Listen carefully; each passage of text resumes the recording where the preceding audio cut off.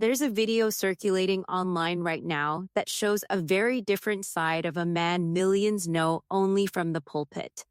No suit, no stage, no crowd chanting back his catchphrases. Just a hospital room, a monitor beeping somewhere in the background, and a son leaning over his father's bed asking one question over and over. Are you saved? That son is Brian Carn Jr., the self-styled prophet from Jacksonville, Florida, known to his 300,000-plus followers for prophesying financial breakthroughs, healed marriages, and supernatural debt cancellation.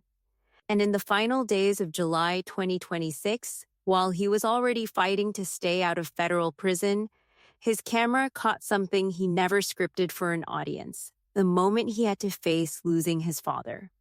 Before we get into what happened in that hospital room, it helps to understand who Brian Carn is, because the contrast is the entire story here. Carn was born in Jacksonville in 1989 and says he accepted salvation at age 8. By 12, he was already leading revivals. He built an international ministry, Brian Carn Ministries, that eventually expanded into Kingdom City Church with locations in Charlotte, North Carolina, Jacksonville, Florida, and Houston, Texas. He co-hosted programming alongside Benny Hinn, appeared on networks like TBN and Daystar, and became known for the kind of prophetic promises that fill arenas, healed bodies, canceled debts, new homes, new cars. To hundreds of thousands of followers, he wasn't just a pastor. He was a prophet with a direct line to divine favor. But 2026 has been the year that image collided head-on with reality. In January, the Department of Justice announced that Carn had pleaded guilty to a federal charge of obstructing the heirs. According to prosecutors, back in 2016, Carn filed a tax return for 2015 that accurately reported he'd earned more than $1.4 million and owed over $600,000 in taxes. He didn't pay it. Instead, when the heirs started closing in, placing liens on his property and moving to levy his bank accounts, Carn allegedly filed an amended return that erased nearly $1.3 million of that income and produced a backdated employment contract claiming he'd only made $120,000 a year. Prosecutors said the scheme caused a loss to the U.S. Treasury of somewhere between $550,000 and $1.5 million. On a live stream in January, Carn told his followers he took full responsibility, saying that even without malicious intent, he still had a duty to correct what he'd mishandled. On April 30th, 2026, Carn stood in a federal courtroom in Jacksonville for sentencing. His own attorney told the judge, in plain language, that his client was, quote, guilty as sin. Prosecutors had pushed for 18 months, arguing Carn hadn't taken the charges seriously and had even understated his income again as recently as January of that year. Senior U.S. District Judge Timothy Corrigan ultimately handed down 9 months, half of what the government wanted. But he was clear about why some prison time was necessary. He told Carn that when he got out, he'd have the rest of his life in front of him to do good. Carn was ordered to pay nearly $600,000 in restitution and was given 45 days to self-surrender. And it's right here, in the middle of all this legal pressure, that the story turns personal.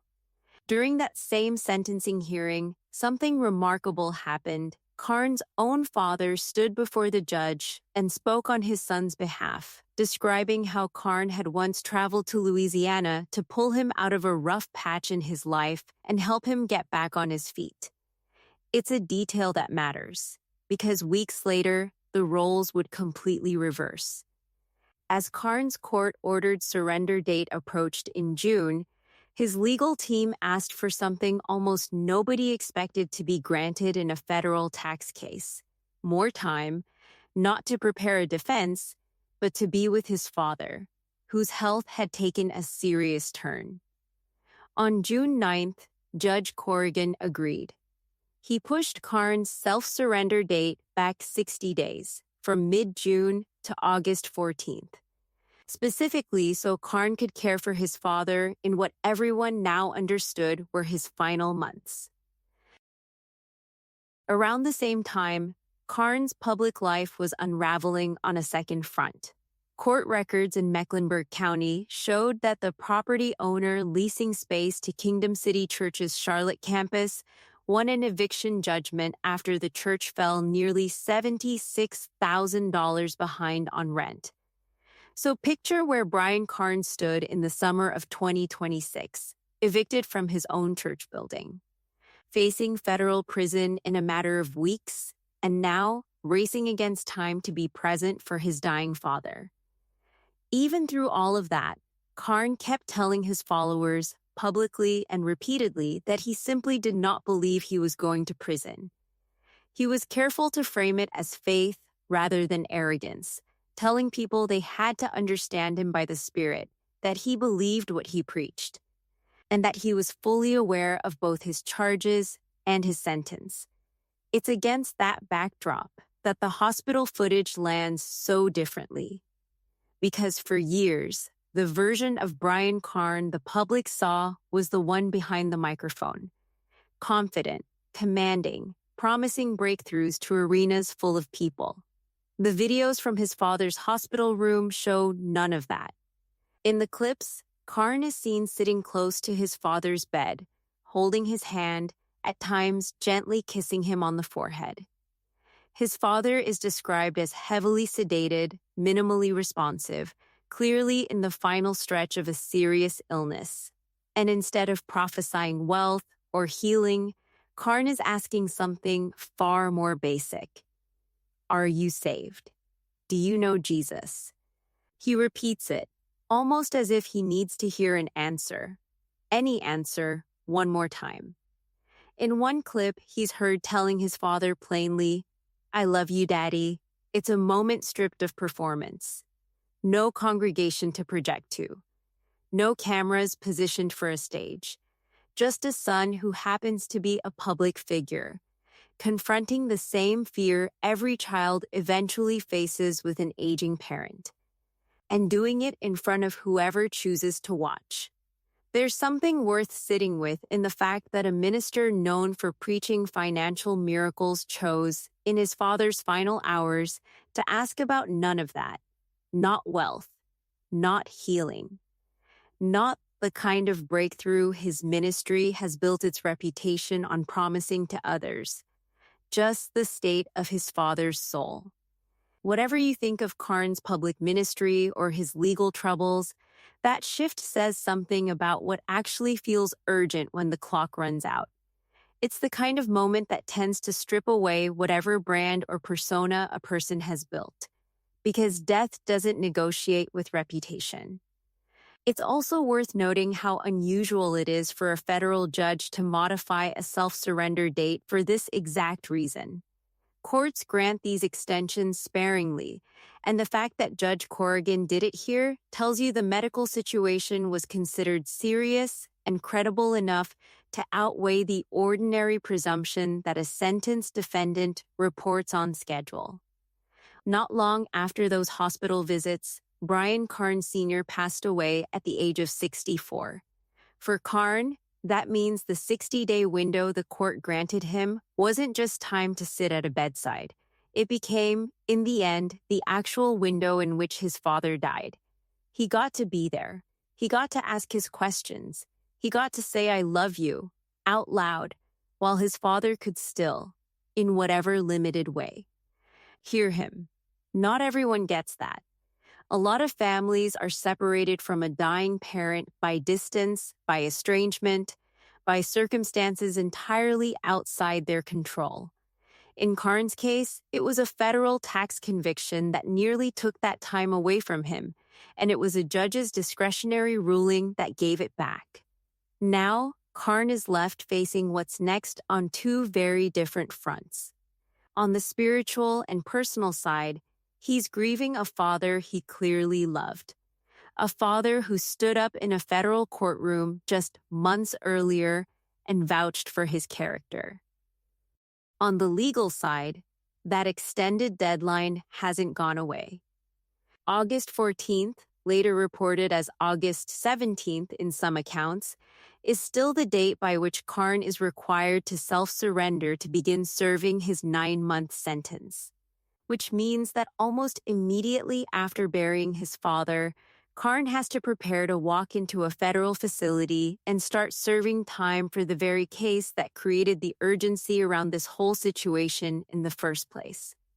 There won't be a grace period to grieve quietly, the way most people get. He'll be doing it while packing for prison. It's hard not to notice the layers here. A man who built a following on promises of financial breakthrough is heading to prison for financial crimes. A man known for prophesying about other people's futures spent his father's last conscious moments asking about the one thing his own ministry has always claimed to have answers for: eternal security. And a legal system that, on paper, exists to enforce consequences without sentiment made a very human exception so that a son could be present for his father's death. None of that erases the $600,000 in unpaid taxes, or the eviction, or the guilty plea his own lawyer summed up in 3 blunt words. But it does complicate the picture. Public figures rarely let cameras into moments like this.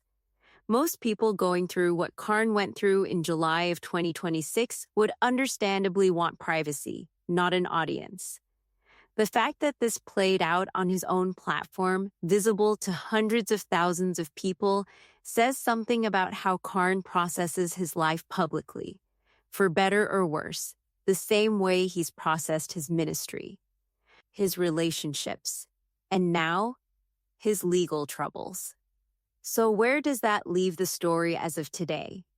Brian Carn Sr. is gone, remembered by his son, in that hospital room, not for wealth or status, but for whether he knew Jesus.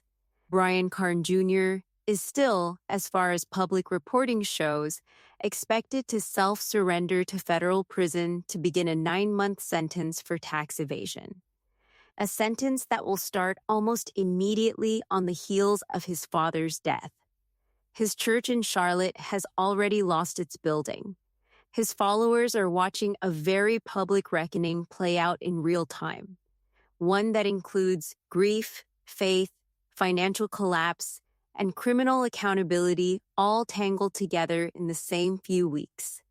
Whatever your opinion of prosperity preaching, or of Carn's ministry specifically, it's worth asking yourself the same question he kept asking his father.